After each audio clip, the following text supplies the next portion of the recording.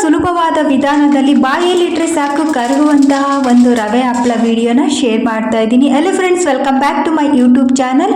ಸೂಜಿ ರವಾ ಪಾಲಕ್ ಆನಿಯನ್ ಪಾಪಡ್ ವಿಡಿಯೋನ ಶೇರ್ ಮಾಡ್ತಾ ಇದ್ದೀನಿ. ನಾನು ಇಲ್ಲಿ ಒಂದು ಪಾತ್ರೆಯಲ್ಲಿ 1 ಕಪ್ ರವೆಗೆ 4.5 5 ಕಪ್ ನೀರನ್ನು ಹಾಕಬೇಕು. ನಾನಿಲ್ಲಿ ಸೂಜಿ ರವಾ ಅಂದರೆ ಚಿರೋಟಿ ರವಾ ಅಥವಾ ಹೋಳಿಗೆ ರವೆ ಅಂತಾರಲ್ಲ, ಅದನ್ನು 1 ಕಪ್ ತೊಗೊಂಡಿದ್ದೀನಿ. ನಾವು ಯಾವ ಕಪ್ಪಲ್ಲಿ ಅಥವಾ ಯಾವ ಪಾತ್ರೆಯಲ್ಲಿ ನಾವು ಅಳತೆನ ತೊಗೊಂಡಿರ್ತೀವಿ ಅದೇ ಒಂದು ಮೆಜರ್ಮೆಂಟಲ್ಲಿ ನೀರನ್ನು ಹಾಕೋಬೇಕು. ನಾವು ಯಾವ ಪ್ರಮಾಣದಲ್ಲಿ ರವೆನ ತೊಗೊಂಡಿರ್ತೀವಿ ಅದರ ಒಂದು 4.5 ಅಥವಾ 5 ಕಪ್ನಷ್ಟು ನೀರನ್ನು ಹಾಕೋಬೇಕು. ಈ ನೀರು ಏನು ಸ್ವಲ್ಪ ಬಬಲ್ಸ್ ಬರುತ್ತಲ್ಲ ಅಷ್ಟು ಬಂದರೆ ಸಾಕು. ರವೆನ ಹಾಕ್ತಾ ಈ ರೀತಿ ಕೈ ಆಡಿಸ್ತಾನೆ ಇರಬೇಕು. ನೀರು ಕುದಿಯುವಾಗ ರವೆನ ಹಾಕಬಾರ್ದು, ಆವಾಗ ಗಂಟಾಗುತ್ತೆ. ಸ್ವಲ್ಪ ಚಿಕ್ಕ ಚಿಕ್ಕ ಗುಳ್ಳೆ ಬರುತ್ತಲ್ಲ ಆವಾಗ ಹಾಕಬೇಕು. ಇದು ಸ್ವಲ್ಪ ಕುದಿಯುವವರೆಗೂ ಈ ರೀತಿ ಕೈ ಆಡಿಸ್ತಾನೆ ಇರಬೇಕು. ನೋಡಿ ಎಲ್ಲ ಗಟ್ಟಿ ಆಗ್ತಾ ಇದೆ. ಇದನ್ನು ಸುಮಾರು ಒಂದು 10 ನಿಮಿಷನಾದರೂ ಕುದಿಸ್ಕೋಬೇಕು. ಒಂದು ಲಿಡ್ನ ಕ್ಲೋಸ್ ಮಾಡಬೇಕು. ನಾನಿಲ್ಲಿ ಇದಕ್ಕೆ ಒಂದು ಬೌಲ್ನಷ್ಟು ಚಿಕ್ಕದಾಗಿ ಕಟ್ ಮಾಡ್ಕೊಂಡಿರುವ ಪಾಲಕ್ ಸೊಪ್ಪು ಮತ್ತು ಈರುಳ್ಳಿನ ಕೂಡ ಕಟ್ ಮಾಡಿ ಎತ್ತಿಟ್ಕೊಂಡಿದ್ದೀನಿ. ಇದ್ರ ಜೊತೆಗೆ ಅಜ್ವಾನ ಒಂದು ಅರ್ಧ ಟೀ ಸ್ಪೂನು, ಜೀರಿಗೆ 1 ಟೀ ಸ್ಪೂನ್ ಕೂಡ ಸ್ವಲ್ಪ ಕುಟ್ಟಿಟ್ಕೊಂಡಿದ್ದೀನಿ. ನುಣ್ಣಗಾಗೋವರೆಗೂ ಪೌಡ್ರ್ ಮಾಡ್ಕೋಬಾರ್ದು. ನೋಡಿ ಇವಾಗ ಕುದಿಲಿಕ್ಕೆ ಕೂಡ ಸ್ಟಾರ್ಟ್ ಆಗಿದೆ. ಈ ಹಿಟ್ಟು ಮುಗಿಯೋವರೆಗೂ ಫ್ಲೇಮ್ನ ಮಾತ್ರ ಲೋ ಫ್ಲೇಮಲ್ಲೇ ಇಡಬೇಕು. ನೋಡಿ ಇವಾಗ ಕಂಪ್ಲೀಟಾಗಿ ಬೆಂದಿದೆ. ನೋಡಿ ಎಷ್ಟು ಗಟ್ಟಿಯಾಗಿದೆ ಹಿಟ್ಟು. ಇವಾಗ ಎಲ್ಲವನ್ನ ಚೆನ್ನಾಗಿ ಮಿಕ್ಸ್ ಮಾಡಿ ಅಜ್ವಾನ ಮತ್ತು ಜೀರಿಗೆ ಪೌಡ್ರನ್ನು ಏನು ಕುಟ್ಟಿಟ್ಕೊಂಡಿದ್ವಲ್ಲ ಅದನ್ನು ಹಾಕಿ ಚೆನ್ನಾಗಿ ಮಿಕ್ಸ್ ಮಾಡಬೇಕು. ನಂತರ ಗ್ಯಾಸನ್ನು ಆಫ್ ಮಾಡಿಕೊಂಡು ಚಿಲ್ಲಿ ಫ್ಲೇಕ್ಸ್ನ ಹಾಕ್ಕೊಂಡಿದ್ವಲ್ಲ ಇದನ್ನೊಂದು ಅರ್ಧ ಟೀ ಸ್ಪೂನಷ್ಟು ಹಾಕಿದರೆ ಸಾಕು, ಅಥವಾ ಖಾರದ ಪುಡಿ ಬೇಕಾದರೂ ಹಾಕೋಬೋದು. ಮತ್ತು ಪಾಲಕ್ ಸೊಪ್ಪು ಮತ್ತು ಈರುಳ್ಳಿನ ಕೂಡ ಕಟ್ ಮಾಡ್ಕೊಂಡಿದ್ನಲ್ಲ ಅದನ್ನು ಕೂಡ ಹಾಕಿ ಇವಾಗ ಗ್ಯಾಸ್ ಆಫ್ ಮಾಡಿದ್ದೀನಿ. ಇದನ್ನು ಚೆನ್ನಾಗಿ ಕಲಸಿ ನಂತರ ಇದನ್ನು ಹಪ್ಪಳ ಮಾಡಲಿಕ್ಕೆ ರೆಡಿಯಾಗಿದೆ. ಇಲ್ಲಿ ಲಟ್ಸುವ ಅಗತ್ಯ ಇಲ್ಲ.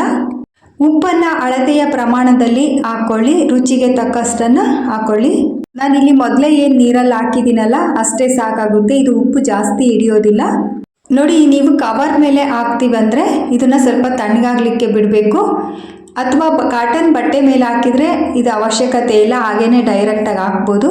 ನಾನಿಲ್ಲಿ ನಿಮಗೆ 2 ರೀತಿ ತೋರಿಸ್ತಾ ಇದ್ದೀನಿ. ಕವರ್ ಕೂಡ ತೊಗೊಂಡಿದ್ದೀನಿ, ಜೊತೆಗೆ ಕಾಟನ್ ಬಟ್ಟೆ ಕೂಡ ಹಾಕ್ಕೊಂಡಿದ್ದೀನಿ. ಬಿಸಿಲು ಕೂಡ ತುಂಬ ಚೆನ್ನಾಗಿದೆ. ಫಸ್ಟ್ ಕವರ್ ಮೇಲೆ ಕೂಡ ಹಾಕಿ ತೋರಿಸ್ತಾ ಇದ್ದೀನಿ. ಆದರೆ ಕವರ್ ಮೇಲೆ ಹಾಕೋದ್ರಿಂದ ಹೆಲ್ತ್ಗೇನು ಒಳ್ಳೆಯದಲ್ಲ. ಆದರೆ ಇಲ್ಲಿ ಬಿಡಿಸುವ ಒಂದು ಕೆಲಸ ಇರೋಲ್ಲ. ಸಂಜೆ ಹೊತ್ತಿಗೆ ಹಪ್ಪಳ ಪೂರ್ತಿ ಒಣಗುತ್ತೆ ಕವರ್ ಮೇಲೆ ಹಾಕೋದ್ರಿಂದ.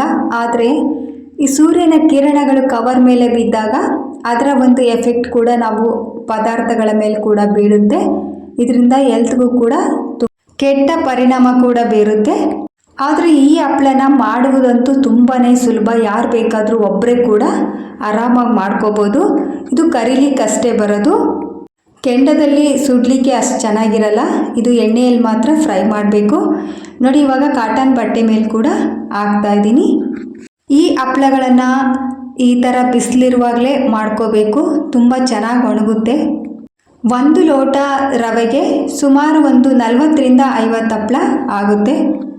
ಪಾಲಕ್ ಮತ್ತು ಆನಿಯನ್ ಕೂಡ ಹಾಕ್ತೇನೆ, ಹಾಗೇನೆ ಕೂಡ ಮಾಡ್ಕೋಬೋದು.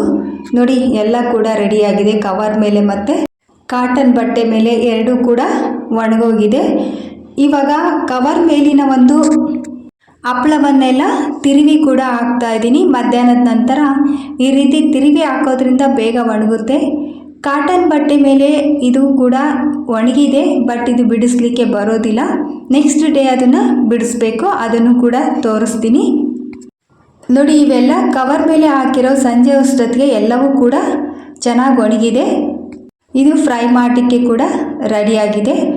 ನಂತರ ನಾವು ಕಾಟನ್ ಬಟ್ಟೆ ಮೇಲೆ ಹಾಕಿರೋದನ್ನ ನೀರಲ್ಲಿ ಅದ್ದಿ ಒಂದು ಚೇರ್ ಮೇಲೆ ಹಾಕಿದ್ದೀನಿ. ಇದನ್ನು ಒಂದೊಂದಾಗಿ ಈ ರೀತಿ ಬಿಡಿಸ್ಕೋಬೇಕು. ಬಿಡಿಸ್ಕೊಂಡ ನಂತರ ಇದನ್ನು ಮತ್ತೆ ಒಂದು ಸಲ ಚೆನ್ನಾಗಿ ಒಣಗಿಸ್ಕೋಬೇಕು. ನಾವು ಸೆಂಡಿಗೆ ಎಲ್ಲ ಏನು ಬಿಡಿಸ್ತೀವಲ್ಲ ಅದೇ ಥರನೇ ಇದನ್ನು ಬಿಡಿಸ್ಕೋಬೇಕು, ಆರಾಮಾಗಿ ಬರುತ್ತೆ. ಹಪ್ಪಳವನ್ನು ಲಟ್ಸೋಕೆ ಯಾರೂ ಇಲ್ಲ ಅಂದರೆ ಒಬ್ಬೊಬ್ಬರಾಗಿ ಈ ರೀತಿ ಆರಾಮಾಗಿ ಮಾಡ್ಕೋಬೋದು. ಮಾಡೋದು ಕೂಡ ತುಂಬಾ ಸುಲಭ. ಒಂದು 15 ನಿಮಿಷದಲ್ಲಿ ಹಿಟ್ಟು ರೆಡಿ ಆಗುತ್ತೆ. ಇನ್ನು ಕವರ್ ಮೇಲೆ ಹಾಕೋದಂತೂ ಇನ್ನೂ ಈಸಿನೇ, ಆದರೆ ಬಟ್ಟೆ ಮೇಲೆ ಹಾಕೋದು ಸ್ವಲ್ಪ ಕೆಲಸ ಹಿಡಿಯುತ್ತೆ. ಆದರೆ ಇದು ಕೂಡ ತುಂಬಾ ಒಳ್ಳೆಯದು. ಇವನ್ನೆಲ್ಲ ಕಂಪ್ಲೀಟಾಗಿ ಬಿಡಿಸಿದ ನಂತರ ಕೂಡ ಒಂದು ಇಡೀ ದಿನ ಬಿಸಿಲಲ್ಲಿ ಒಣಗಿಸ್ಕೋಬೇಕಾಗುತ್ತೆ. ನೋಡಿ, ಎಲ್ಲವನ್ನು ಕೂಡ ಇವಾಗ ಬಿಡಿಸಿ ಆಗಿದೆ. ಬಿಸಿಲಲ್ಲಿ ಮತ್ತೊಂದು ಸಲ ಇದನ್ನು ಪೂರ್ತಿಯಾಗಿ ಇಡ್ತಾ ಇದ್ದೀನಿ. ನಂತರ ನಾನಿವಾಗ ಎಣ್ಣೆಯನ್ನು ಕೂಡ ಫ್ರೈ ಮಾಡಿ ತೋರಿಸ್ತಾ ಇದ್ದೀನಿ. ಎಣ್ಣೆನ ಚೆನ್ನಾಗಿ ಕಾಯಿಸ್ಕೊಂಡು ನೋಡಿ, ಈ ರೀತಿ ಹಾಕಿದರೆ ಸಾಕು, ತುಂಬ ಚೆನ್ನಾಗಿ ಅಗಲ ಆಗುತ್ತೆ ಮತ್ತು ಬಾಯಲ್ಲಿಟ್ಟರೆ ಸಾಕು ಕರಗುತ್ತೆ, ಅಷ್ಟು ಚೆನ್ನಾಗಿರುತ್ತೆ ಹಪ್ಪಳ. ವರ್ಷ ಪೂರ್ತಿ ಇಟ್ಟರೂ ಕೆಡೋದು ಇಲ್ಲ. ಈ ಹಪ್ಪಳವನ್ನು ಯಾರು ಬೇಕಾದರೂ ಆರಾಮಾಗಿ ಮಾಡ್ಕೋಬೋದು. ಹಿಟ್ಟನ್ನು ಒಂದು 10 ನಿಮಿಷ ಚೆನ್ನಾಗಿ ಬೇಯಿಸ್ಕೊಂಡ್ರೆ ಸಾಕು, ಈ ಹಪ್ಪಳ ತುಂಬಾ ಚೆನ್ನಾಗಿ ಬರುತ್ತೆ.